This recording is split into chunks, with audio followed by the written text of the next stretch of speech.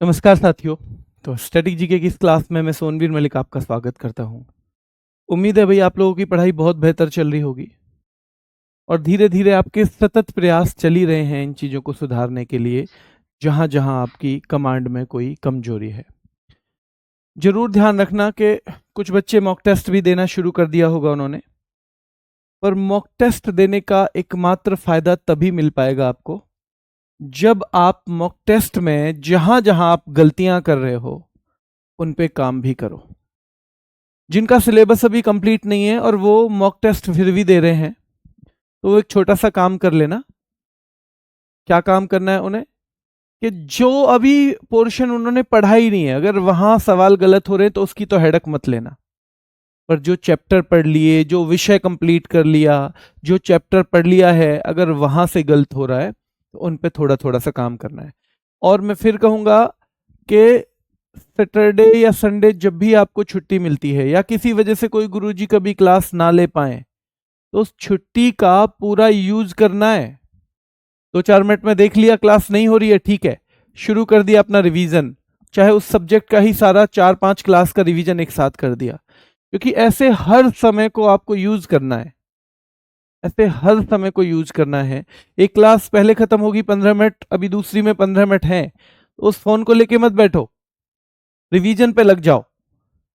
क्योंकि मैं फिर कहता हूं कि अगर साल भर 16 घंटे भी पढ़ना पड़ रहा है, 16 भी पढ़ना पड़ रहा है अगर, और 5 साल 10-10 घंटे 6-6 घंटे पढ़ के हम फेल हो रहे हैं, तो अच्छा है कि वो एक साल ढंग से पढ़ लेते हैं। क्योंकि हमारी इस जिंदगी के 5 बहुत महत्वपूर्ण साल हैं, उनको हम एक परीक्षा की तैयारी के लिए ही दे दे रहे हैं, और जिसको हम बहुत पहले कर सकते थे। तो अभी तक कोई गलती हो भी गई है तो उसको भी अलग करो, ठीक है, उसको भी अलग करना है मेरे भाई। ठीक है। चलिए, तो अंतर्राष्ट्रीय संगठन पे हम बात करेंगे। अंतर्राष्ट्रीय संगठन जो है, तो इसमें कल मिगा की बात हुई थी, मल्टीलेटरल इन्वेस्टमेंट गारंटी एजेंसी। क्योंकि आपको पता है आजकल ऐसा नहीं है कि भारत का ही पैसा भारत में इन्वेस्ट है, बाहर का भी है मेरे भाई, ठीक है, बाहर का पैसा भी होता है, याद रखना है अपना। तो भाई स्थापना 1988 में हुई, इसके सदस्य 182 ही हैं बेटा, और 182 भी 2 हिस्सों में बटे हुए हैं। 154 सदस्य देश तो ऐसे हैं जो अभी डेवलपमेंट की दौड़ में चल रहे हैं मेरे भाई, डेवलपमेंट की दौड़ में चल रहे हैं, याद रखना है मेरे भाई। और 28 ऐसे हैं जिन्हें माना जाता है कि भाई इन्होंने तो डेवलपमेंट की दिशा में बहुत लंबा रास्ता तय कर लिया है, बहुत लंबा रास्ता तय कर लिया है मेरे भाई। चलिए मैं बोलता हूं बेटा, चिंता मत करो, मैं बोलता हूं कि क्लास चल रही है, अगर मैडम की बच्चे कह रहे हैं। और कल मुझे थोड़ी सी दिक्कत थी तो मैं आपका प्रैक्टिस सेट नहीं ले पाया था, आज लूंगा मैं वो, है ना, आज लूंगा प्रैक्टिस सेट भी और वो रैपिड फायर भी। रैपिड फायर में सैटरडे संडे में किसी दिन फ्री रहूंगा तो अब ज़्यादा ले लूंगा। तिवारी जी एक बार देखना पारुल मैडम की क्लास चल रही है क्या, देख चेक करवाना एक बार, बोलना फिर ठीक है, ठीक है। चलो मैडम तक वो बता देंगे भाई, है ना, कि बता देंगे क्लास चल गई है, उन्हें ध्यान नहीं रहा होगा, वरना तो मैं थोड़ी देर बाद ही शुरू कर देता, मुझे पता नहीं था। 154 और 28 यानी ये 182 देश मिलके ऐसे बैठते हैं कि इनमें 28 तो ऐसे हैं जिन्हें आप डेवलप्ड की कैटेगरी में रख सकते हो, और 154 ऐसे हैं जो काम कर रहे हैं, अभी भी तो 182 ही है, 82 ही है मेरे भाई, ठीक है। चलिए, तो भारत इसका सदस्य कब बना है? 1994 में बना है, 1994 में भारत इसका सदस्य बना है, 1994 में। पहले पढ़ लेते हैं, लास्ट में बात करते हैं, ठीक है, लास्ट में बच्चे भी कम रह जाते हैं तो सवाल भी कम होते हैं, जवाब भी देने को कम होता है मेरे भाई। चलिए, तो एक संगठन है दक्षिण एशियाई क्षेत्रीय सहयोग संगठन। देखो एशिया को भी, आप एशिया को अगर देखें और फिर ऐसे उसको मैप पे देखें तो क्या आएगा, यहां ईस्ट है, यहां वेस्ट है, यहां नॉर्थ है, यहां साउथ। तो अगर इसमें पूरे में एशिया है तो यहां दक्षिण की तरफ जो देश हैं, दक्षिण की तरफ, उनको हम दक्षिण एशियाई देश कहते हैं। और उन दक्षिण एशियाई देशों ने जब सहयोग के लिए एक संगठन बनाया तो उसे हम कहते हैं दक्षिण एशियाई क्षेत्रीय सहयोग संघ, और सार्क इसको शॉर्ट फॉर्म में बोल देते हैं, और अंग्रेजी में पूरा नाम इसका है मेरे भाई, ध्यान रखना है, ठीक है, ध्यान रखना है। तो ये है मेरे भाई कि south Asian association for regional cooperation. South Asian association for regional cooperation यानी साउथ एशिया के देशों की एक एसोसिएशन यानी सहयोग की पहल, जो रीजनल इस क्षेत्र में सहयोग के लिए है, जो इस क्षेत्र में सहयोग के लिए बना है।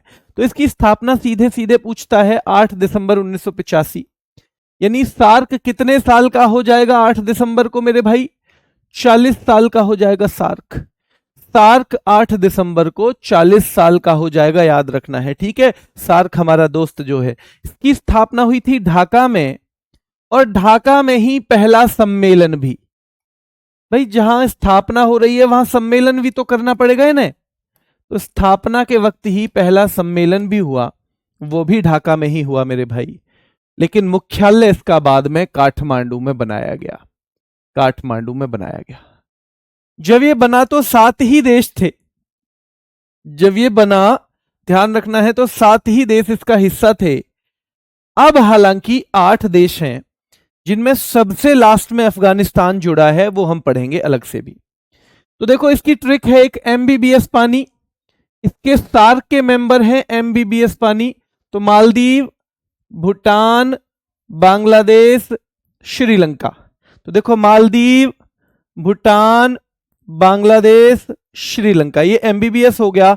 और पानी फिर आएगा पाकिस्तान, अफगानिस्तान, नेपाल, इंडिया। पाकिस्तान, अफगानिस्तान, नेपाल, इंडिया, जिसमें अफगानिस्तान जो है 2007 में जुड़ा है। कब जुड़ा है? 2007 में। और ये सवाल सीधे सीधे अलग से बन जाता है कि अफगानिस्तान को कब जोड़ा गया है मेरे भाई, ठीक है, अफगानिस्तान को कब जोड़ा गया है।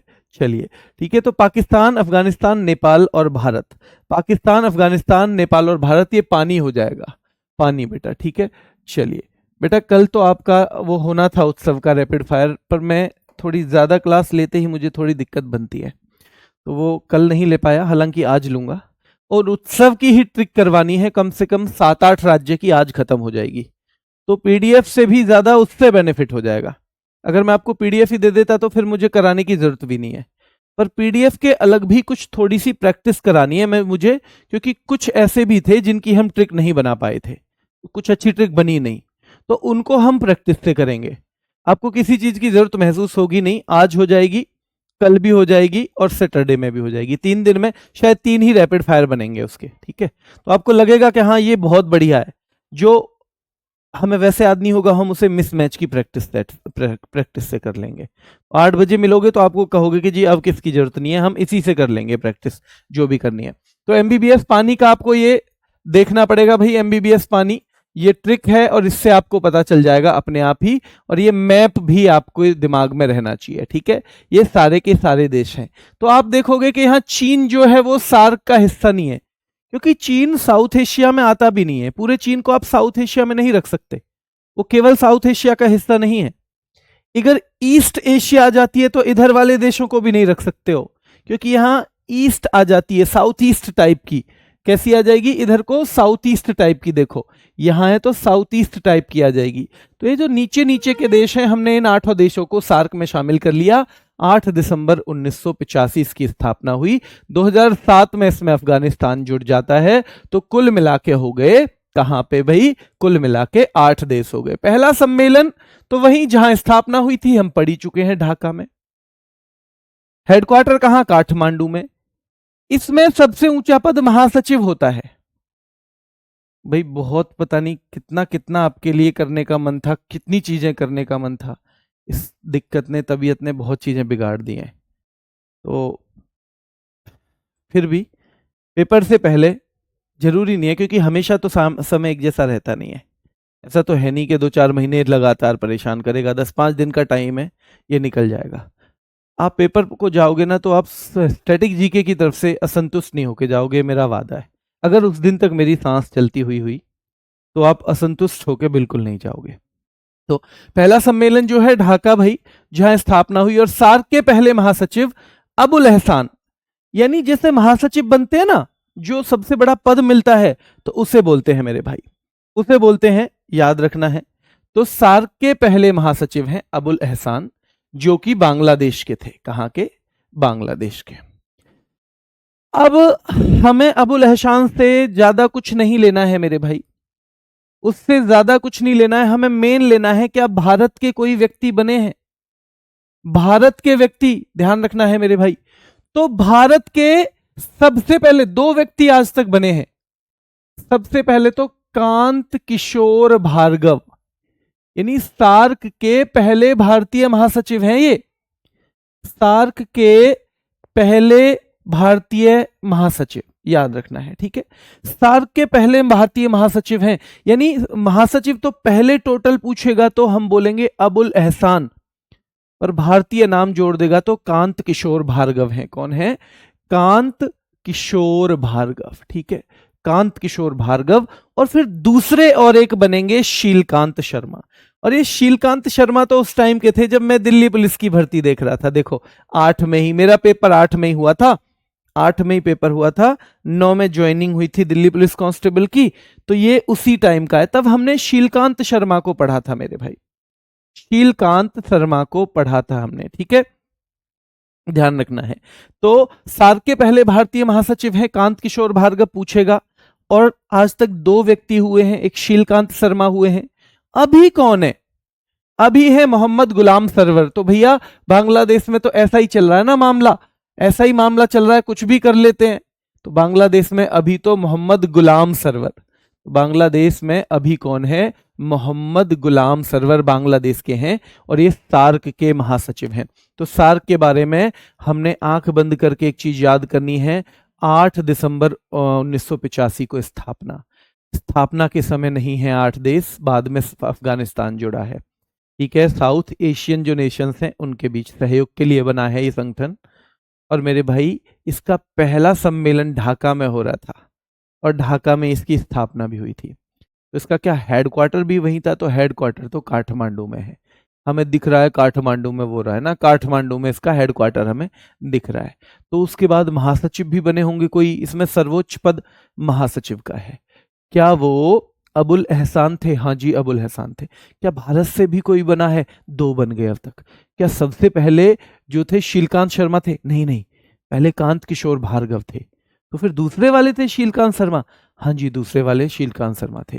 तो अभी कौन है? मोहम्मद गुलाम सरवर, क्योंकि सिस्टम गुलामी का सही चल रहा है, गुलामी का सही चल रहा है, ध्यान रखना है। कहां पे? बांग्लादेश में, ठीक है, ध्यान रखना है मेरे भाई, ठीक है। चलिए, तो सार्क का फूड बैंक और ऊर्जा भंडार ये सीधे सीधे पूछेगा।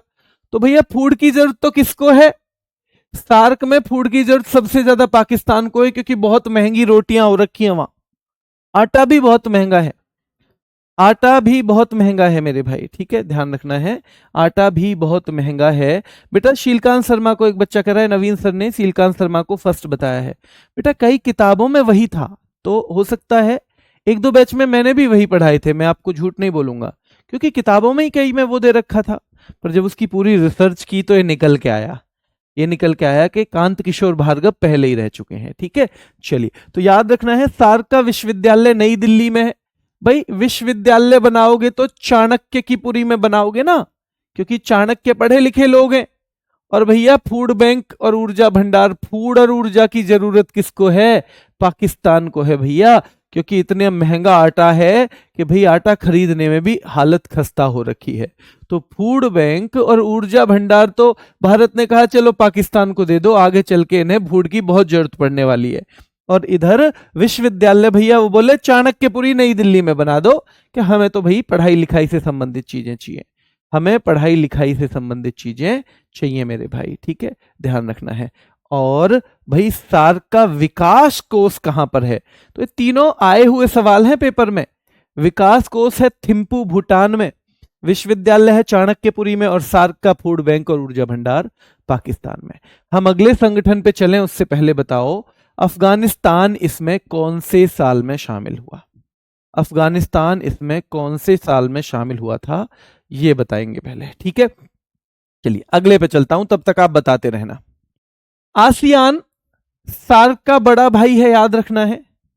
आसियान का भी आप डेट भूल जाओ तो आसियान बड़ा भाई है, सार्क छोटा है। ठीक है, उम्र के हिसाब से बता रहा हूं मैं आपको, आसियान बड़ा है, सार्क छोटा है, क्योंकि आसियान का जन्म तो हुआ 8 अगस्त 1967 में और सार्क का हुआ है 8 दिसंबर 1985। सार्क का कब हुआ है? 8 दिसंबर 1985। तो छोटा भाई कौन है? सार्क है मेरे भाई, आसियान बड़ा भाई है। बहुत बढ़िया। जो बच्चे 2007 कह रहे हैं बहुत बढ़िया, एक आध बच्चे ने गलती से शायद 2001 लिख दिया है। 2007 बेटा, 7 अफगानिस्तान शामिल हुआ 2007 में, किसमें? सार्क में। ठीक है, चलिए बहुत बढ़िया। आसियान दिवस, क्योंकि इस दिन स्थापना है तो इसको 8 अगस्त को ही आसियान दिवस मान लेते हैं।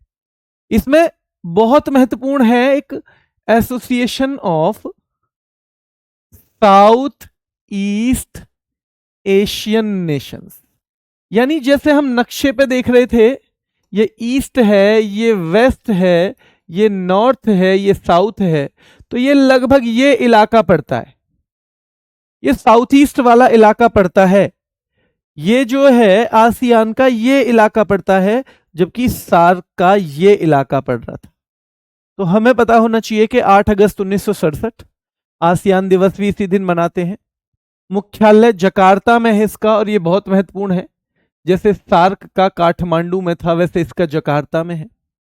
और स्थापना के समय इसमें 5 ही सदस्य थे, केवल 5 थे। और ये सवाल पूछा जा चुका है कि आसियान में स्थापना के समय कितने सदस्य थे? आसियान में स्थापना के समय, ध्यान रखना है मेरे भाई, कितने सदस्य थे? और एक बच्चा कह रहा है कि लाल किले को 2007 में ही शामिल किया गया था। भैया किसमें? यूनेस्को के विश्व धरोहर स्थल में। बहुत बढ़िया। इस तरह चीजों को कनेक्ट करने लग गए ना आप, तो काम खत्म हो जाएगा चीजों का बिल्कुल। ये क्योंकि इसमें ना तो कोई हमारी ट्रिक चलती है ना कुछ, और बहुत मुश्किल सा टॉपिक है, तो चिंता मत करना, इसकी मैं प्रैक्टिस सेट में थोड़ा ज्यादा करवा दूंगा। हारना नहीं है, बस आपको एक बार समझनी है चीजें। रटाने का काम तो मैं कर दूंगा खुद ही, और यहां एक बार चीजें समझनी है, सिस्टम क्या है। ठीक है, चलिए। तो वर्तमान में 11 सदस्य हैं। वैसे आप इसकी साइट पे जाओगे, अभी भी 10 ही दिखाता है, पर एसएससी ने मानना शुरू कर दिया 11 2 साल पहले से ही, क्योंकि सार्क के 10 के 10 मेंबर्स ने कह दिया है हां हम इसको 11वां कंट्री अपना मेंबर बना लेंगे। उन्होंने हां कर दिए। तो भैया ध्यान रखना, कभी कभी जब शादी तय हो जाती है ना, शादी जब तय हो जाती है लड़की की, और पता है शादी यही होनी है, तो शादी से पहले भी करवा चौथ रख ले वो, कभी कभी ऐसा भी हो जाता है। ठीक है, ध्यान रखना है। तो आजकल तो लड़के भी रखने लगे हैं, तो वो भी रख लेते हैं बेचारे।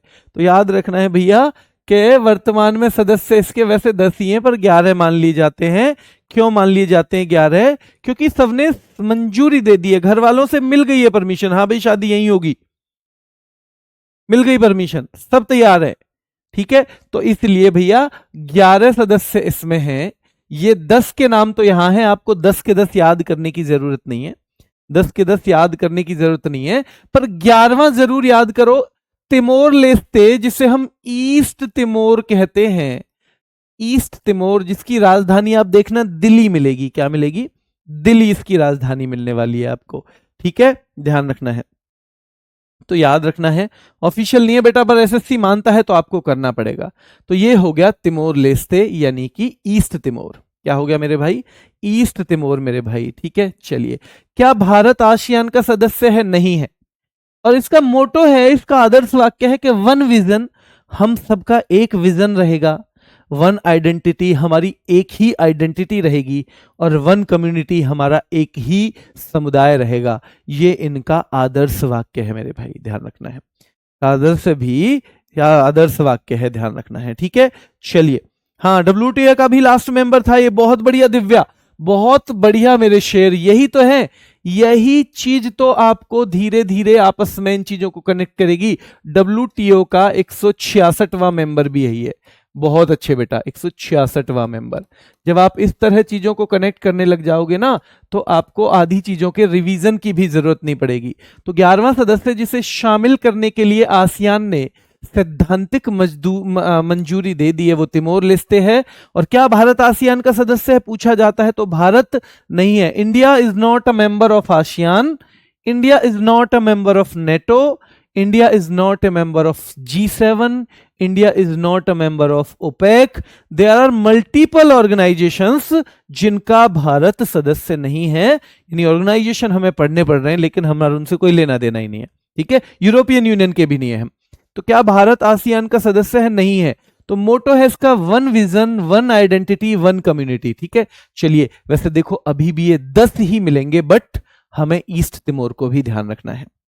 चलिए, दोनों नहीं आएंगे बेटा, चिंता मत करो, दोनों नहीं आएंगे। और एसएससी तो 11 मान चुका है, तो 11 ही करना। फिर एसएससी तो 11 मान चुका है, 11 ही करना। आपको डर लगता ही है, मैंने आज तक कंफ्यूजन वाला सवाल ऐसे नहीं देखा, इस तरह का सवाल मैंने कंफ्यूजन वाला नहीं देखा किसी भी पेपर में आया हो। आपको लगता है ऐसा आ गया तो नहीं, और एसएससी ने एकदम मान लिया है कि हम 11 मेंबर मान रहे हैं, ठीक है। चलिए, तो ये आसियान हो गया मेरे भाई। अब एक बहुत महत्वपूर्ण संस्था है एशियाई विकास बैंक, इसकी फुल फॉर्म एडीबी की हम पढ़ें तो एशियन डेवलपमेंट बैंक होती है। स्थापना इसमें बेटा दिसंबर तो नहीं पूछा जाता ज्यादा, पर ये 66 पूछी जाती है, ये 66 पूछी जाती है मेरे भाई, ठीक है, ध्यान रखना है, ये 66 पूछी जाती है, ठीक है। चलिए, 10 और 11 दोनों ऑप्शन में नहीं होगा। सदस्य देश इसके 69 हैं। ये लेटेस्ट वाला मेंबर का आंकड़ा पूछा ही जाता है हमेशा, लेटेस्ट वाला मेंबर का आंकड़ा पूछा जाएगा। और स्थापना के समय 31 थे, जैसे नेटो में स्थापना के समय 12 थे मेरे भाई, जैसे यूएन में स्थापना के समय 51 थे, वैसे ही इसमें 31 मेंबर थे। और इसका 69वां मेंबर भी पूछा जाएगा, तो वो आपको इजराइल बताना है। क्या? इजराइल। हेडक्वार्टर मनीला में है, बहुत आसान भी है क्योंकि आपने 10 बार पढ़ रखा होगा। अब यहां पे इसके अध्यक्ष जापान के ही बनते हैं। क्यों?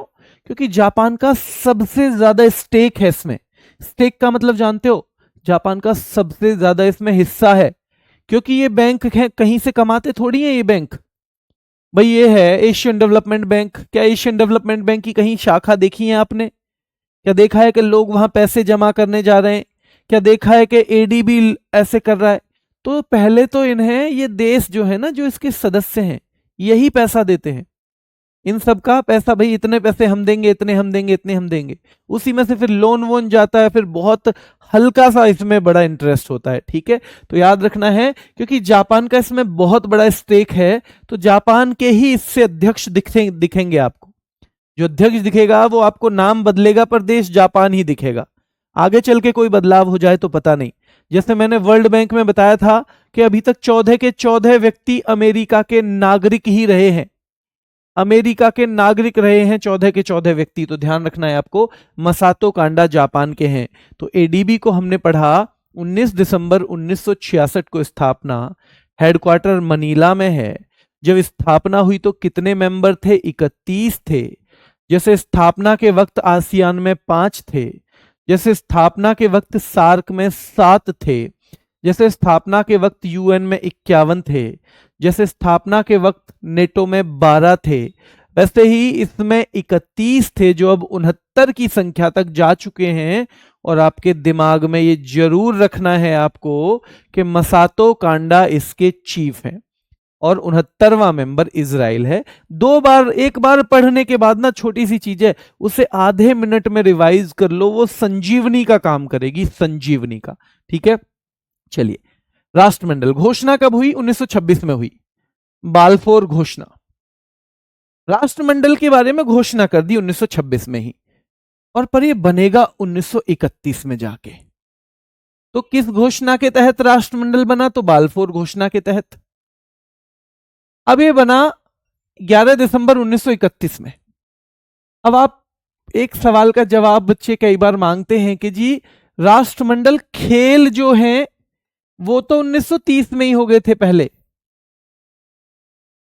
राष्ट्रमंडल खेल कहोगे जी, जब राष्ट्रमंडल था ही नहीं अस्तित्व में, एग्जिस्टेंस थी ही नहीं उसकी, तो आपने 1930 में हैमिल्टन कनाडा में पहले राष्ट्रमंडल खेल कैसे करवा दिए? कैसे करवा दिए गुरुजी आपने, भैया आपने कैसे करवा दिए? तो भाई हम कहेंगे कि बात तो चल रही थी पहले, फॉर्मली बना नहीं था, वो अलग बात है। वो पूरी तरह से बना नहीं था, वो अलग बात है, पर बात तो पहले से चली आ रही थी। और भाई फिर 1930 में, क्योंकि 1926 में ही घोषणा कर दी थी, तो घोषणा करने के बाद कुछ ना कुछ तो चलने लगा होगा ना, वहां पे कोई ना कोई मैकेनिज्म तो काम कर रहा होगा ना। तो उसी ने आयोजित करवा दिया हैमिल्टन कनाडा में पहला, उसी ने करवा दिया मेरे भाई। ठीक है, मनीला बताया था बेटा फिलीपींस में, फिलीपींस में मनीला। ठीक है, चलिए। तो घोषणा कब हुई? 1926 में घोषणा हुई। और बाल्फोर घोषणा 11 दिसंबर 1931 को वेस्टमिंस्टर की संधि के द्वारा, कभी कभी पूछा जाता है तो थोड़ा सा दिमाग में रखना है ये भी, कि राष्ट्रमंडल वेस्टमिंस्टर की संधि के द्वारा ये जो है स्थापित हुआ। इसका मुख्यालय नहीं, हेडक्वार्टर लंदन में है। और ये सवाल महत्वपूर्ण बनता है, लंदन में आपको 2-3 बनेंगे। लंदन में आपको एमनेस्टी इंटरनेशनल का भी मुख्यालय मिलेगा, और एक होता है कौन सा, मैरीटाइम ऑर्गेनाइजेशन है, उसका भी मिलेगा। फिलहाल हम पढ़ेंगे राष्ट्रमंडल का लंदन में है। इसके 56 कंट्री जो है मेंबर हैं, और 56वां टोगो है। लेटेस्ट कितना है? टोगो मेरे भाई। ठीक है, इसमें एक टाइम पे जो अंग्रेजों के क्या रहे हैं मेरे भाई, अंग्रेजों के अधिकार में देश रहे हैं, वो ही शामिल रहे हैं इसमें। ठीक है, एक बार तो ये भी था कि राष्ट्रमंडल, ऐसा तो नहीं है, चर्चाएं चलती थी कि आज भी ये लोग गुलाम ही हो उनके, इसलिए बना दी ये संस्था, तो ऐसा कुछ नहीं है। हैं सारे स्वायत्त कंट्री, लेकिन हैं सारे के सारे उसी तरह के। तो राष्ट्रमंडल खेल ध्यान रखना है, 56वां सदस्य टोगो, 56वां। तो राष्ट्रमंडल की स्थापना 11 दिसंबर 1931 को, और 56 मेंबर हैं। कितने हैं? 56 है मेरे भाई। कॉमनवेल्थ दिवस, अब आपने देखा था ये दिसंबर 1931 में बना, और इसका दिवस मनाते हैं हम 24 मई को। आप कहोगे जी 24 मई को क्यों मनाते हैं? क्योंकि मेरे भाई इंग्लैंड की क्वीन रही थी विक्टोरिया, विक्टोरिया रही थी इंग्लैंड की एक बहुत फेमस क्वीन। तो उनकी याद में, उनके जन्मदिन को हम मनाते हैं राष्ट्रमंडल दिवस के तौर पे, राष्ट्रमंडल दिवस के तौर पे। बेटा अब 56 मेंबर हैं इसके, अब बेटा 56 मेंबर हैं, इसीलिए मैंने दोनों लिखे हैं। ठीक है, ज्यादातर बुक्स वगैरह में अभी भी 54 है, कई बार चीजें अपडेट नहीं होती, पर ये 56 है अब मेंबर। ठीक है, चलिए। और 56वां सदस्य टोगो है, 56वां। और मीगा का हमने पढ़ लिया है 182। मीगा में कितने हैं मेरे भाई? 182 देश हैं। ठीक है, बिल्कुल ठीक थे, कल आपने मुझे पॉइंट आउट किया, मैं उसके 3 देशों से अवेयर नहीं था। तो फिर मैंने ना आज भी देखा, जब वेबसाइट पे तो कई इधर उधर थे, तो फिर मैं, जब मुझे कुछ कंफ्यूजन होता है तो मैं उसकी ऑफिशियल वेबसाइट पे चला जाता हूं। आप किसी चीज की ढूंढोगे ना, जैसे मिगा ऑफिशियल वेबसाइट, तो फिर वहां पता चला कि वो 182 मेंबर तो हैं ही। वो 2 कैटेगरी में भी बटे हुए हैं, एक तो जो विकसित टाइप के हैं, और एक जो भी विकसित होने के लिए जोर लगा रहे हैं, यानी डेवलपिंग कंट्री है। तो 154 और 28 में भी बटे हुए हैं 182। ठीक है, चलिए। तो टोगो आपके दिमाग में रहेगा। फिर आ जाओ ओपेक पे मेरे भाई। ओपेक है organisation of the petroleum exporting countries. समझते चलो, आपको समझते चलना है। मैं बहुत धीरे नहीं चला रहा हूं अब इसको। क्यों नहीं चला रहा हूं? क्योंकि इसकी जो क्षतिपूर्ति होगी वो रैपिड फायर में हो जाएगी, वो रैपिड फायर में हो जाएगी। एक ही रैपिड फायर में ये तो 2-2 क्लास भी हो जाएंगी 10 मिनट में। ठीक है, तो उसको घुमाना है बार बार। इसको 10 बार ऐसे ही हम पढ़ते रहें उसका फायदा होगा नहीं, उसको बार बार घुमाएंगे हम रैपिड फायर को। अब ये समझने वाली क्लास है। ठीक है, चलिए। तो स्थापना है 1960 में, और एमपी पुलिस ने पिछले बार ये पूछ लिया था कि ओपेक किस सम्मेलन की देन है। ओपेक बगदाद सम्मेलन की देन है, जो 1960 में हुआ था। मध्य प्रदेश पुलिस ने, क्योंकि मध्य प्रदेश पुलिस में मैंने इस बार पढ़ाया था, तो मैंने पुराने जब पेपर्स देखे तो उसमें पूछा हुआ है 2023 में ओपेक किस सम्मेलन की देन है, तो बगदाद सम्मेलन की देन है, और वो 1960 में मेरे भाई, 1960 में मेरे भाई। ठीक है, मुख्यालय वियना में है। कहां पे है? मुख्यालय है इसका वियना में। हेडक्वार्टर हम अलग से भी करेंगे, दिमाग ज्यादा आपको खर्च नहीं करना है इस बारे में सोच सोच के हेडक्वार्टर कैसे याद होंगे, चुटकियों में याद हो जाएंगे। एक क्लास हम उसकी अलग से रखते हैं हमेशा। तो स्थापना 1960 में हुई, बगदाद सम्मेलन, इसका मुख्यालय वियना में है मेरे भाई। अभी मेंबर पूछेगा, आप ओपेक के मेंबर देख लो, कहीं 12 मिलेंगे, कहीं 13, कहीं 14। तो अभी ऑफिशियल आप ओपेक की वेबसाइट पे भी जाओगे तो 12 मेंबर हैं फिलहाल। आज की डेट के मेंबर हम देखेंगे तो 12 हैं, ध्यान रखना है। और लेटेस्ट कंट्री जिसने इसकी मेंबरशिप छोड़ी है वो है अंगोला, जिसने पिछले साल 1 जनवरी को इसकी मेंबरशिप छोड़ दी थी। जब किसी देश को लगता है कि उसके हितों के साथ इस संगठन में न्याय नहीं हो रहा है तो वो ऐसा काम कर देता है। अगर न्याय की बात आ ही गई है तो हमेशा एक बात ध्यान रखना कि हमारी लड़ाइयां 2 तरह की होती हैं। एक तो हमारी अपनों से लड़ाई होती है और एक होती है जो थोड़े पराये हैं। तो जहां अपनों से लड़ाई हो ना, वहां कभी न्याय के चक्कर में मत पड़ना, क्योंकि न्याय में हमेशा एक ही पक्ष विजयी होता है, एक ही पक्ष उसमें खुश भी होता है। जब लड़ाई अपनों से हो तो समाधान की दिशा में काम करना है, क्योंकि समाधान दोनों के लिए कुछ ना कुछ लेके आता है, जबकि न्याय एक पक्ष को हमेशा निराश करेगा और एक पक्ष के फेवर में जाएगा। ठीक है, तो लड़ाई अगर कहां है हमारी, ध्यान रखना है, अगर अपनों से है तो न्याय नहीं, समाधान के लिए आगे बढ़ो। ठीक है, तो वर्तमान में सदस्य जो है 12 हैं। 2019 में कतर ने सदस्यता छोड़ दी और 1 जनवरी 2024 से अंगोला ने सदस्यता छोड़ी है। किसने? अंगोला ने सदस्यता छोड़ी है। तो स्थापना आ गई हमारी ब्रिक्स की। ब्रिक्स हमारे सबसे महत्वपूर्ण, मेरे भाई, ब्रिक्स सबसे महत्वपूर्ण उसमें से है। तब तक ब्रिक्स में हम आगे बढ़े, तब तक 1 मिनट में आपके सवाल देख लूं अगर कोई बहुत महत्वपूर्ण है तो। बेटा एडमिट कार्ड एमटीएस का मुझे नहीं पता, आप एसएससी की साइट पे जाओ, क्योंकि एमटीएस में मैं पढ़ाता भी नहीं हूं तो उसके बारे में मैं थोड़ा अपडेटेड भी कम हूं, है ना।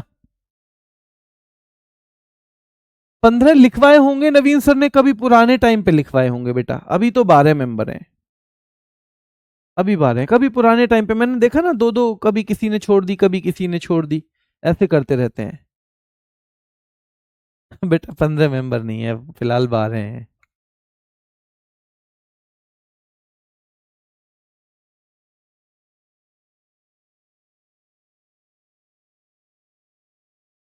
एक सेकंड, चलो आपका कंफ्यूजन भी मिटा देता हूं, या तो आपका या तो मेरा।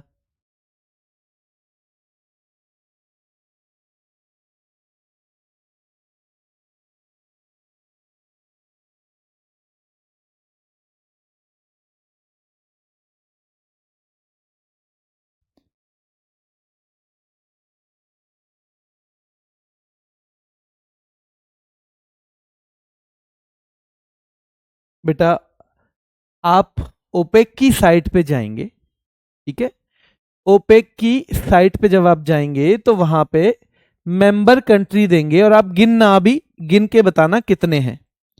इसमें मेंबर कंट्री लिखे हुए हैं: Algeria, Congo, Equatorial Guinea, Gabon, Iran, Iraq, Kuwait, Libya, Nigeria, Saudi Arabia, UAE, Venezuela. ये इस पे ऑफिशियल जो इनकी वेबसाइट है उस पे इनके मेंबर कंट्री करके लिखे हुए हैं। संख्या आप बता दो मेरे भाई, ठीक है। Which do you have phone? अच्छा फोन तो बेटा ये वो है शायद S25 अल्ट्रा।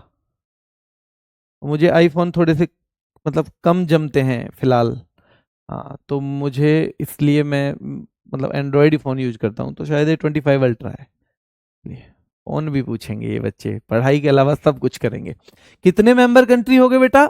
12 कंट्री हो गए, ठीक है। और अगर पेपर से पहले कोई और जुड़ा, क्योंकि इसमें मैंने बताया ना घटते रहते हैं, जुड़ते रहते हैं, बढ़ते रहते हैं, पर इतनी जल्दी जल्दी नहीं कि हर महीने ही जुड़ते हो, पर अगर कोई जुड़ा तो मैं आपको अपडेट करूंगा, अपडेट करूंगा बेटा। ये ऑफिशियल डेटा है जो उनकी वेबसाइट पे पड़ा हुआ है, ठीक है, तो बिल्कुल परेशान नहीं करना है। चलिए, बहुत, एक बच्चा कह रहा है सर याद नहीं हो रहा है, ये तो बहुत अच्छी बात है, इसका मतलब हम इंसान हैं। अगर एक बार पढ़ के याद हो जाए तो फिर तो हम भगवान हो गए, और भगवान होके भी हम अगर एक एग्जाम के चक्कर में पढ़ेंगे फिर तो मतलब हम सही दिशा में नहीं चल रहे। मतलब हमें याद नहीं हो रहा है, हम भूल रहे हैं, तो हम इंसान हैं। और उसका फिर एक इलाज है, रिवीजन नाम की टेबलेट आती है, उस रिवीजन नाम की टेबलेट को जरूर लेना है रोज। और उस दिन जब संडे होता है तो उस दिन रिवीजन टेबलेट भी लेनी है और रिवीजन चूरन भी खाना है। ये दोनों काम कर लोगे तो भला हो जाएगा मेरे भाई, ठीक है। चलिए, तो इसकी स्थापना 2009 में हुई ब्रिक्स की। पहले बाकी सबके अलग अलग फुल फॉर्म है, लेकिन इसकी क्या थी भाई, ये जब बना तो ब्रिक नाम से बना, ब्राजील, रशिया, इंडिया, चाइना, ये ब्रिक नाम से बना। और इसका पहला सम्मेलन हुआ रूस के येक्त्रिनबर्ग में। कहां हुआ मेरे भाई, रूस के येक्त्रिनबर्ग में। देखो एक बच्चा पूछ रहा है सर आपकी शादी हो गई? बेटा मेरी शादी 2012 में हो गई थी, है ना, 2012 में हो गई थी, क्योंकि अगर नहीं हुई होती तो अब फिर चांस भी नहीं थे इसके बाद ना। चलिए, तो याद रखना है आपको कि भाई स्थापना हुई 2009 में और पहला सम्मेलन रूस के येक्त्रिनबर्ग में उसी साल हुआ। वैसे मैं आपको बताऊं 2006 से चल रहा था सिस्टम, ठीक है, 2006 से, ठीक है, मुलाकातें चल रही थी, कुछ कुछ लोग मिल रहे थे, कभी किसी स्तर पे कभी किसी स्तर पे, तो कभी कभी तो 9 की बजाय 6 ही ऑप्शन में मिलेगा आपको, 6 ही ऑप्शन में मिलेगा मेरे भाई, ध्यान रखना है, ठीक है। तो इसकी स्थापना 2009 में हुई, तो 2006 से इसकी मुलाकातें चल रही थी, यानी कभी कोई मंत्री मिल रहे थे कभी कोई। और भाई 2009 में जब पहला सम्मेलन हुआ रूस के येक्त्रिनबर्ग में, तो इसकी ऑफिशियल शुरुआत मान लेते हैं हम, इसकी ऑफिशियल शुरुआत मान लेती है मेरे भाई, ध्यान रखना है, ठीक है, ध्यान रखना है। अब दक्षिण अफ्रीका कब शामिल हुआ, तो 2010 में। दक्षिण अफ्रीका इसमें 2010 में शामिल हुआ। क्या हुआ, दक्षिण अफ्रीका इसमें 2010 में शामिल हुआ है मेरा, ध्यान रखना है, ठीक है, 2010 में शामिल हुआ है। हाँ बेटा 2006 में सुना होगा आपने बिल्कुल, क्योंकि 6 से ही चल रही थी मुलाकातें, कई जगह तो 6 ही लिखा होता है, पर एसएससी ने जो माना है वो 2009 माना हुआ है, एसएससी में 2009 माना हुआ है मेरे भाई, ठीक है। चलिए, ब्रिक्स का बैंक पूछ लेता है, फिर ब्रिक्स का एक बैंक शुरू हुआ था, उसको बाद में एनडीबी यानी न्यू डेवलपमेंट बैंक का नाम दे दिया। तो कभी कभी पूछता है ब्रिक्स के बैंक का नाम अब क्या है, तो न्यू डेवलपमेंट बैंक है। उसकी स्थापना जुलाई 2014 में हुई। कब हुई, जुलाई 2014 में। ये सवाल पूछा गया है कि इसकी स्थापना कब हुई थी, तो 15 जुलाई 2014, 14 का तो जरूर आइडिया आपको होना चाहिए। और न्यू डेवलपमेंट बैंक का मुख्यालय शंघाई में है। कहां पे है, शंघाई में। भाई ब्रिक्स के सदस्य 2009 से लेके 2023 तक वही चलते रहे। 2009 में 4 थे, 2009 में 4 और 2010 में 1, ठीक है, 2010 में 1, तो ये 5 जो चले आ रहे थे 2023 तक चलते रहे, जिसे शॉर्ट फॉर्म में हमेशा हम ब्रिक्स बोलते रहे। Brazil, Russia, India, China, south Africa, हम इसको हमेशा क्या बोल भाई, ब्रिक्स बोलते रहे। क्या बोलते रहे, ब्रिक्स बोलते रहे, ठीक है। चलिए, 2024 में कौन से सदस्य जोड़े गए, तो 2024 में 6 सदस्यों ने जुड़ने की इच्छा जताई। 6 सदस्य बोले कि जी हम भी जुड़ना चाहते हैं। अच्छा जी, जुड़ना चाहते हो तो जुड़ो।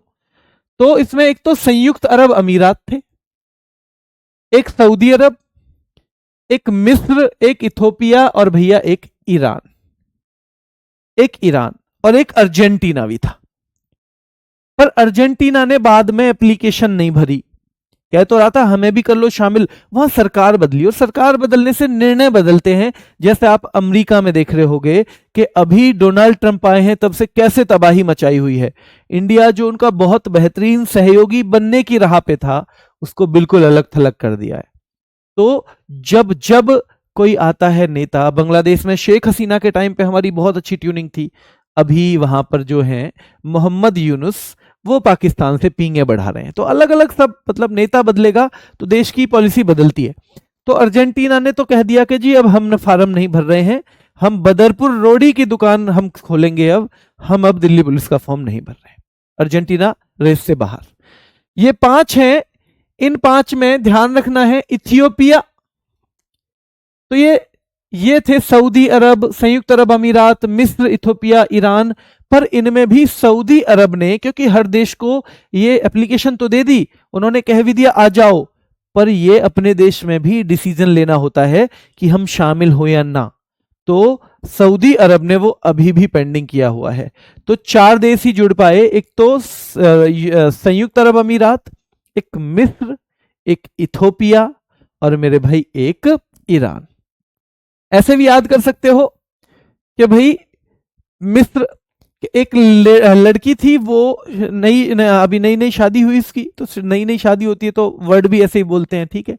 तो कह रही थी कि मुझे याद ही नहीं हो रहा, वो कह रही है इथियोपिया मिस्र में तो मिक्स ही हो रही हूं, मुझे पता ही ना चल रहा कि कौन सा शामिल हो रहा है, संयुक्त अरब अमीरात हो रहा है या सऊदी अरब, संयुक्त अरब अमीरात हो रहा है कि सऊदी अरब, कौन शामिल हो रहा है इसमें, इथियोपिया में तो मिक्स ही हो रही हूं, मुझे बताओ।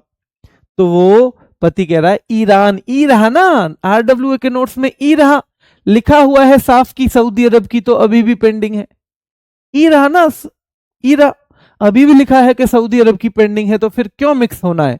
तो भाई याद रखना है, इथियोपिया 2024 में जुड़ा, मिस्र जुड़ा, ईरान जुड़ा और संयुक्त अरब अमीरात जुड़ा, और 2025 में भी एक देश जुड़ा है इंडोनेशिया, और वो क्योंकि लेटेस्ट है तो उससे सवाल बन रहे हैं, उससे सवाल बन रहे हैं मेरे भाई, क्या बन रहे हैं, उससे सवाल बन रहे हैं।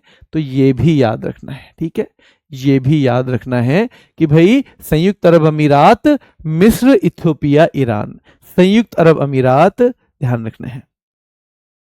चलिए, तो ब्रिक्स जो है 2025 में इसमें जोड़ा गया है क्या, इंडोनेशिया को। तो अभी 10 मेंबर हैं, अभी कितने मेंबर हैं ब्रिक्स में, अभी 10 मेंबर हैं, और सऊदी अरब अगर कह देगा हाँ जी हम भी शामिल हैं तो 11 मेंबर हो जाएंगे, क्योंकि वो अभी कोई डिसीजन नहीं ले रहा है, इसलिए 10 मेंबर हैं।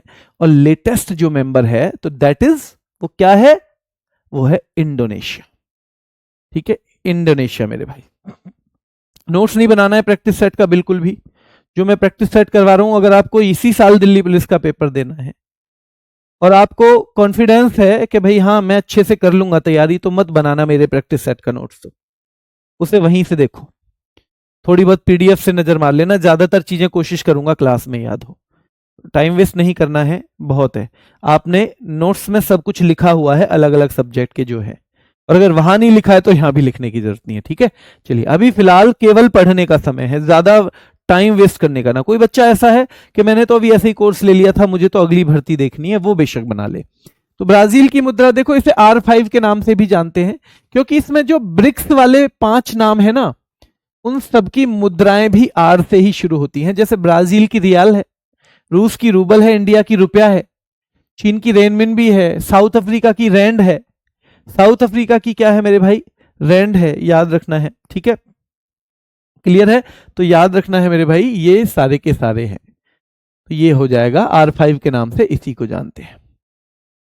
आगे आ जाइए, यूनेस्को का फुल फॉर्म आपको पता होना चाहिए, United Nations Educational, Scientific and Cultural Organisation. और आजकल मैंने ऐसे भी देखा है, यूनेस्को में ई का मतलब क्या है, एजुकेशन, या फिर भैया एजुकेशनल। एस का मतलब क्या है, साइंस या साइंटिफिक। सी का मतलब क्या है, कल्चर या कल्चरल। तो इतना भी आपको ध्यान रखना है मेरे भाई, ठीक है। तो ये इस तरह की 16 नवंबर 1945 को स्थापना, 46 में भारत सदस्य बना। और ये तो हम पहले भी पढ़ चुके हैं, जब हम यूनेस्को का क्या पढ़ रहे थे, जब हम यूनेस्को के वो पढ़ रहे थे कि कितनी उसकी विश्व विरासत स्थल हैं भारत में, तो हम वहां पढ़ चुके हैं मेरे भाई। इसके 194 मेंबर हैं, और 194 के अलावा 12 एसोसिएट मेंबर भी हैं। एसोसिएट का मतलब है सहयोगी देश, जो पूर्णकालिक मेंबर नहीं है, पूरी तरह मेंबर नहीं है, पर वो सहयोग देते हैं उसमें। तो 194 है यूनेस्को में। पेरिस में हेडक्वार्टर है, और महानिदेशक आदर्श सर भी जोर लगाएंगे याद करवाने को, मैं भी बता देता हूं, आड्रे अजोले नाम की महिलाएं हैं, आड्रे अजोले नाम की महिला है मेरे भाई, ये कभी इस चक्कर में पढ़ो। तो 194 मेंबर है यूनेस्को में, फुल फॉर्म भी पता होना चाहिए, पेरिस मुख्यालय भी पता होना चाहिए। ऑड्रे अजोले हैं, ये नाम है इनका, ऑड्रे अजोले या आड्रे अजोले। तो इनको भी आपको याद रखना है, ठीक है, इनको भी याद रखना है। चलिए, यूनेस्को कौन सा प्रदान करती है पुरस्कार, तो कलिंग। कभी कभी सीधे सवाल आता है, कलिंग पुरस्कार किस क्षेत्र से संबंधित है, तो पहले तो विज्ञान के क्षेत्र में, विज्ञान के क्षेत्र का पुरस्कार है मेरे भाई ये, ठीक है। और ये कलिंग पुरस्कार यूनेस्को देती है, साथ में उड़ीसा सरकार और कलिंग फाउंडेशन।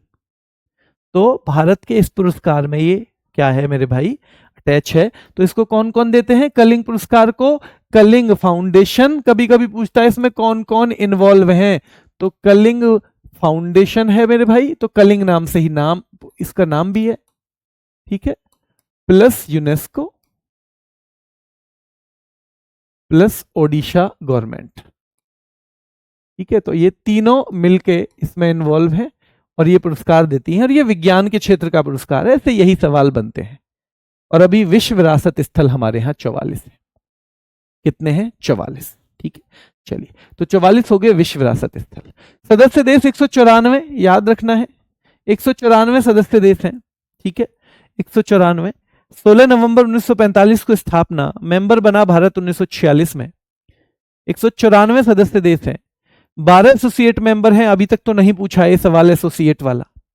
पेरिस में मुख्यालय है, ऑड्रे अजोले नाम याद रखना है मेरे भाई, और पहुंच जाना है सीधा G7 पे। उस समय विश्व की 7 सबसे उन्नत अर्थव्यवस्थाएं, उन्नत का मतलब है एडवांस, साइज में नहीं, यानी वो डेवलप्ड भी हैं। साइज में तो भारत अब चौथे पे है या तीसरे पे भी आने की शायद बात है, लेकिन आपको पता होना चाहिए चीज चौथे पे या तीसरे पे, बताओ अब लेटेस्ट चौथे पे या तीसरे पे बताओ।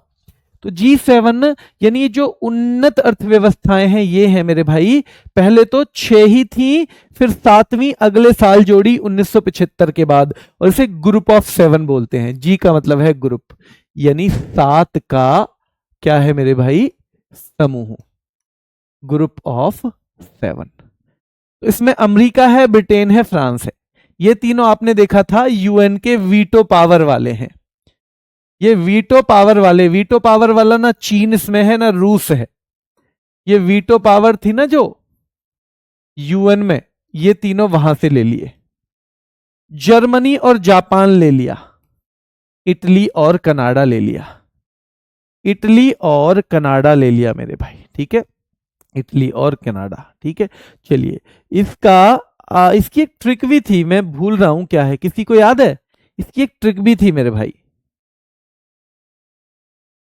94 हो गई बेटा, हाँ रामसर साइट 94 हो गई है। जब मैं पढ़ाऊंगा तो रामसर साइट इसलिए मैं बिल्कुल लास्ट में रखूंगा, ताकि आपके एग्जाम तक उसमें कोई बदलाव ना हो तो वो आपके एग्जाम में ना आए, ठीक है। इसकी एक ट्रिक भी मुझे बड़ी अच्छी याद थी, मैं भूल रहा हूं क्या नाम है उसका। चलिए बताएंगे। तो ये भाई कनाडा जो है, कनाडा इसमें 1976 में जुड़ा है। कनाडा कब जुड़ा है? इसमें 1976 में जुड़ा है, ठीक है।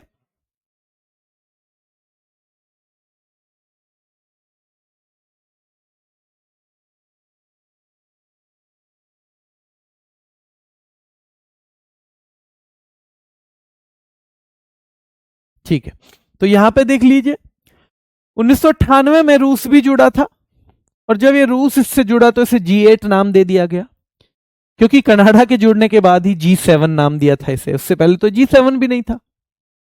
तो याद रखना है 1975 में, 76 में कनाडा जुड़ा, 98 में रूस जुड़ा मेरे भाई, ठीक है। हाँ 98 में जूस, हाँ गर्लफ्रेंड को जूस आ गया, याद है ना, गर्लफ्रेंड को जूस है ना, गर्लफ्रेंड को जूस पिलाना है भाई, ठीक है। तो ये हो गया गर्लफ्रेंड, जर्मनी, फ्रांस, और भैया जूस भी था, ठीक है। तो जे जापान है ना, यू यूएसए, आई इटली, ठीक है।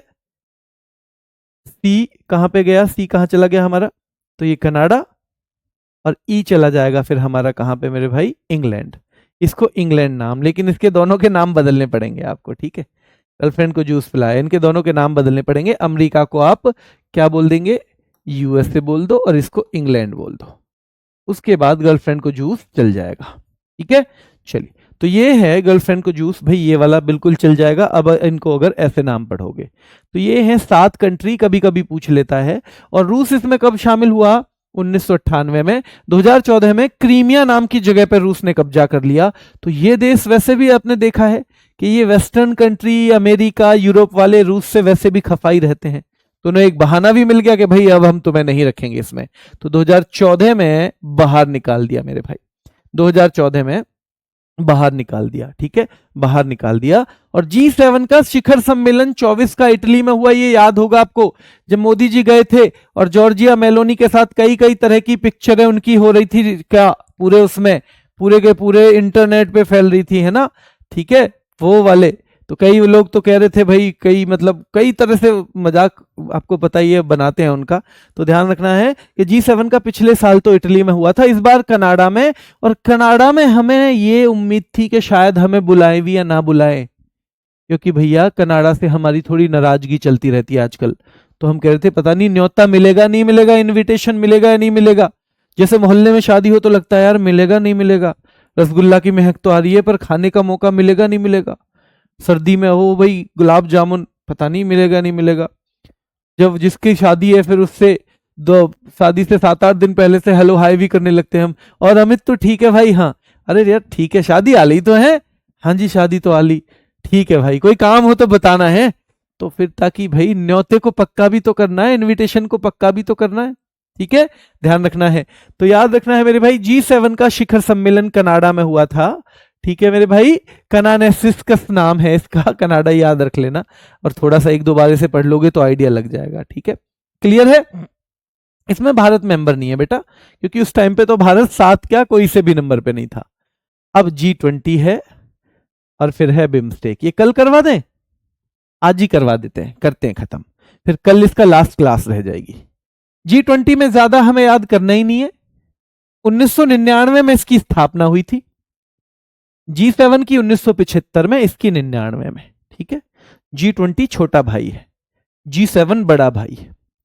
19 देश हैं इसमें प्लस 2 संगठन है, एक तो यूरोपियन यूनियन और अफ्रीकी यूनियन। और अफ्रीकी यूनियन तो आपको पता है हमारे लिए खास है, क्योंकि 2023 में जब ये सम्मेलन भारत में हुआ था, दिल्ली में, भारत में दिल्ली में हुआ था, वसुधैव कुटुंबकम इसकी थीम थी, तभी हमने ये सम्मेलन में अफ्रीकी यूनियन को शामिल करवाया था, यानी उसमें तो हमारी महत्वपूर्ण भूमिका हो गई।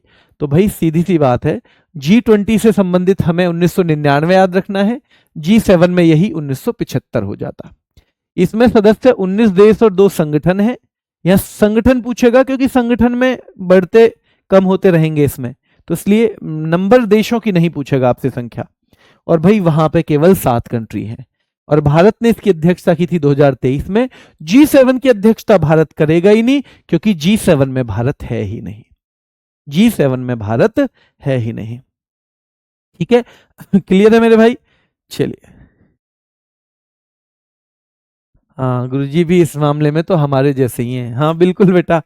भाई दावत तो सर्दियों में खास तौर पे कौन ही छोड़ना चाहता है, कोई छोड़ना चाहता है क्या? इसके लिए थोड़ा बहुत काम वाम भी करवाना पड़े, टेंट वेंट भी लाना पड़े तो क्या ही दिक्कत है, दावत तो नहीं छोड़नी है, ठीक है। चलिए, याद होगा बेटा, ये केवल फैक्ट है ना, तो आप पढ़ लो समझ लो, याद होगा आपको, जब मैं रैपिड फायर करवाऊंगा तो और अच्छे से याद होगा। आज है रैपिड फायर आपका उसका उत्सव का। तो 2024 का रियो डी जेनेरियो में हुआ, जबकि हम G7 की बात कर रहे थे तो वो कहां पे हुआ था 2024 में? इटली, है ना, ये यहां पे भी रिवीजन कर लो 2024, ठीक है। और ये 2025 का होगा दक्षिण अफ्रीका में, भाई हो गया है, ठीक है। तो ये G20 ये आपको याद रखना है, 2024 का, सॉरी G7 2024 का कहां पे हुआ था? अच्छा, हम G7 की बात कर रहे हैं, पिछले बार की कनाडा, और ये G7 का 2025 का कनाडा में, 2024 का इटली, और G7 2025 कनाडा, जब हमें इनविटेशन की गारंटी नहीं थी, ठीक है। चलिए, तो ये थोड़ा सा आपको यहाँ कंफ्यूजन ना हो, दक्षिण अफ्रीका में G20 का, G7 का तो दक्षिण अफ्रीका में हो नहीं सकता। क्यों नहीं हो सकता? क्योंकि दक्षिण अफ्रीका भी उसमें नहीं है, तो वहां क्यों होगा? ऐसे ही याद रखना है आपको मेरे भाई कि ब्राजील G7 का है ही नहीं, G7 में ब्राजील है ही नहीं, तो वहां सम्मेलन हो ही नहीं सकता। तो ये दोनों ही जगह G20 की अपने आप ही हो जाएंगी, अपने आप ही G20 की हो जाएंगी मेरे भाई, ठीक है। चलिए, बिम्स्टेक की फुल फॉर्म पूछना है, bay of Bengal initiative for multi sectoral technical and economic cooperation. इसमें और सार्क में इतना अंतर है कि सार्क भारत के पड़ोसियों को शामिल किए हुए था। और भाई ये बे ऑफ बंगाल जो है हमारी, यानी कि बंगाल की खाड़ी, तो बंगाल की खाड़ी के पास हमारे कौन कौन से देश आएंगे बताओ? जो 8 थे, अगर सार्क में से हम लें तो एक तो श्रीलंका आ जाएगा, श्रीलंका। दूसरा मेरे भाई भूटान और नेपाल आ जाएंगे, भूटान और नेपाल, ठीक है। एक बांग्लादेश भी आ जाएगा, बांग्लादेश भी आ जाएगा, और इंडिया हो जाएगा 5। पर ना तो पाकिस्तान आए, ना अफगानिस्तान आए, ना मालदीव आए, क्योंकि मालदीव भी इधर पड़ता है। तो जब ये इधर पड़ेगा तो बे ऑफ बंगाल से तो इसका मतलब ही नहीं है। वैसे तो भूटान भी दूर है, पर क्योंकि भूटान हमारा मित्र देश है, नेपाल हमारा मित्र देश ही रहा है ज्यादातर, तो उनको तो हम कह देते हैं हम आप बे ऑफ बंगाल में ही मानते हैं भैया, क्योंकि कोई बात नहीं, हमारे यहां से भी तुम्हारे लिए हमेशा रास्ता खुला हुआ है बे ऑफ बंगाल का। तो याद रखना है अपना, ठीक है। बे ऑफ बंगाल इनिशिएटिव मेरे भाई, एक बच्चे को नींद आ रही है चलिए नींद के बारे में बताऊंगा, इसको खत्म कर लेते हैं। तो ये बे ऑफ बंगाल में ये 5 तो हैं ही, 2 इधर से ले लिए, एक म्यांमार और एक थाईलैंड। म्यांमार और थाईलैंड, म्यांमार और थाईलैंड मेरे भाई याद रखना है, ठीक है। म्यांमार और थाईलैंड, तो ये 7 कंट्री हैं। कितने हैं? 7 मेंबर हैं, ठीक है। रिवीजन करना पड़ेगा थोड़ा सा आपको, और मैं भी करवाऊंगा साथ में। तो याद रखना है ये 1997 को बना, यानी ये किससे छोटा है? सबसे बड़ा भाई है आसियान, आसियान से छोटा है सार्क, और भाई उससे भी छोटा है ये बिम्स्टेक, क्योंकि ये तो 1997 में बना है। कब बना है? 1997 में। आसियान 67 में बना था, 1968 में, ये 85 में, और ये 97 में, ठीक है। इसका मुख्यालय ढाका में है, इसका ढाका में मुख्यालय है, जबकि सार्क का मुख्यालय हमने पढ़ा था कहां पे? सार्क का मुख्यालय हमने पढ़ा था कहां बताओ? काठमांडू में, ठीक है। चलिए, इसके वर्तमान महासचिव इंद्रमणि पांडे हैं, और ये खास बात हो जाती है क्योंकि भारत की तरफ से पहले हैं। जैसे सार्क में पहले कांत किशोर भार्गव थे, वैसे ही ये भी पहले हैं, ठीक है।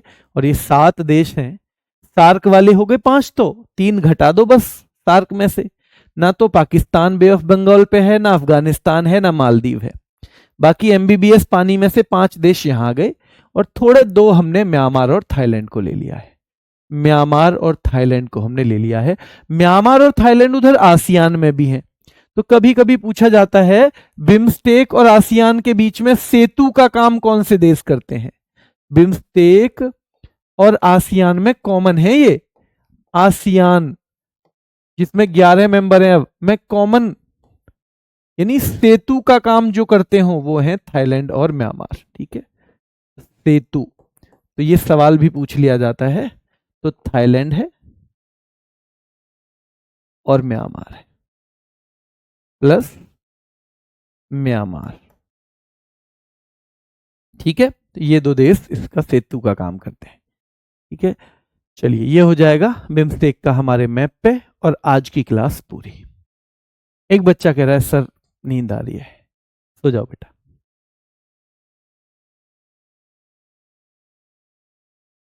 आपको एक दिन तो चैन से सोना ही है, या तो आज आप सो लो, आप आज सो लो, या तो जिस दिन रिजल्ट आएगा उस दिन सो लेना। जो आज सोएगा वो रिजल्ट के दिन बेचैन रहने वाला है। जो आज नींद को अपने पास नहीं भटकने देगा, वो रिजल्ट के दिन आराम से सोएगा, शांति से। आपको एक दिन तो आराम से सोना ही है, चूज आपको करना है मुझे कौन से दिन सोना है। अभी के लिए इतना ही, फिर मुलाकात करेंगे। धन्यवाद।